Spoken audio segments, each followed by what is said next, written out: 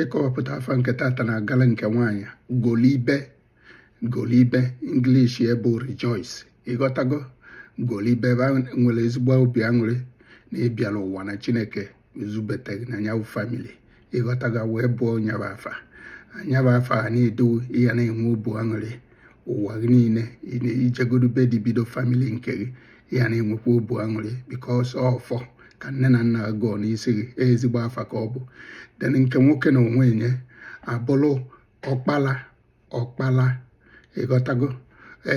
ebe amụrụ nwoke izizi, maka na ala Igbo our culture bụ na the first boy amụ na family bụ ọkpala. Diọkpala ka a na-akpụ ya. Ịghọtago? Short name ya bụ ọkpala, na ọgụ nwere anọchi the family, gị nwa bụ isi the family.